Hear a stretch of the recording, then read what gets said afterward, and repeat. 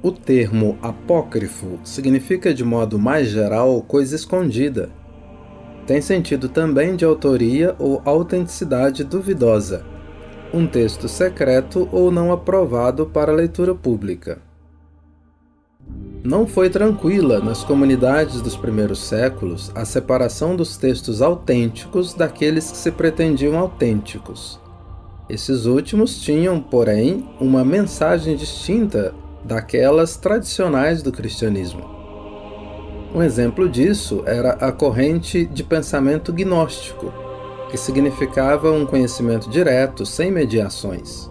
Uma de suas características é a elevação espiritual através do cosmos, o que resulta em uma profunda subjetividade. Os evangelhos de Tomé e de Filipe estão entre os escritos que exemplificam essa característica.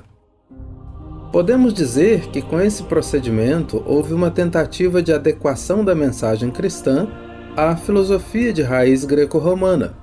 Foi por isso que os primeiros padres da Igreja se levantaram de modo muito fervoroso para defender a tradição dos apóstolos, dentre eles Irineu de Lyon, que viveu entre 130 e 202 da nossa era. Naqueles primeiros séculos, muitas listas foram elaboradas para deixar claras as distinções entre o que era aceito e o que não era. Importante lembrar que existem apócrifos tanto do Novo Testamento quanto do Antigo, mas aqui vou comentar apenas aqueles do Novo Testamento. Costumamos falar de evangelhos apócrifos, mas existe grande variedade de gêneros além deles, como cartas, Atos e Apocalipses. Grande parte desses escritos surgiu com características heréticas, ou seja, trazem consigo ideias que não estão de acordo com a mensagem cristã primitiva e nem com o que foi pregado sobre ela nos começos do cristianismo.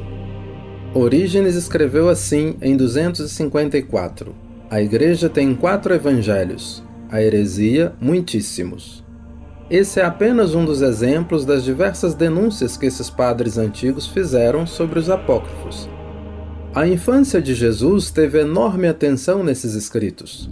Muitos de nós conhecemos textos que remontam a essas narrativas. A principal razão pela qual nasceram essas histórias é a curiosidade das pessoas, algo que ainda está muito presente entre nós. Aquilo que gera uma lacuna sempre tende a ser preenchido com a fantasia e a invenção. É por isso que tais textos fizeram grande sucesso entre os antigos. Se pudermos comparar, era como se nascessem ali roteiros de novela dedicados a cristãos e não cristãos. É muito relevante termos consciência de que essa literatura seguiu à margem da autoridade dos padres antigos, sendo muitas vezes escrita até mesmo contra as comunidades. No entanto, tinha grande aceitação entre as pessoas e oferecia material folclórico que era reconhecido e apreciado pelo povo. Isso era ainda uma forma de catequese, porque adaptava os ensinamentos cristãos àquelas narrativas que as pessoas conheciam. Ainda hoje é comum que pessoas mais velhas de nossas cidades e vilas contem histórias que estão associadas mais aos textos apócrifos do que aos canônicos. No que se refere aos relatos apócrifos da infância de Jesus, a grande maioria deles depende dos que são considerados canônicos e, por isso, são posteriores e com alguma liberdade de acrescentar detalhes e floreios. Para que se tenha uma ideia da força desses textos no imaginário, podemos nos lembrar do proto-evangelho de São Tiago. Ele conta a história de Joaquim e Ana, que são considerados os pais de Maria. Conta também o nascimento e a infância dela. Nos evangelhos canônicos não temos nada a respeito disso.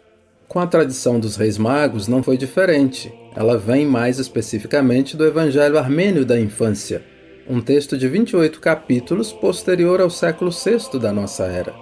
Nele pode ser encontrada, então, a informação detalhada sobre o número e nomes dos magos, Melquior, Gaspar e Baltazar. Isso não aparece no Evangelho de Mateus. O texto do Evangelho Armênio diz, inclusive, que eles eram irmãos e foram avisados pelo anjo do Senhor. Depois caminharam 9 meses, apressando o passo para chegarem no momento mesmo em que o menino Jesus nascia. Uma pergunta que sempre aparece é a seguinte: eu posso ler os apócrifos? Claro. Não há nenhuma proibição. O importante é que se faça uma leitura crítica e que procure ser contextualizada, para melhorar o conhecimento sobre eles e afastar crenças limitantes sobre a história antiga. Vou deixar alguns links na descrição para você conhecer as principais listas e sites que discutem a questão dos apócrifos. Por favor, curta, compartilhe para que possa chegar a mais pessoas.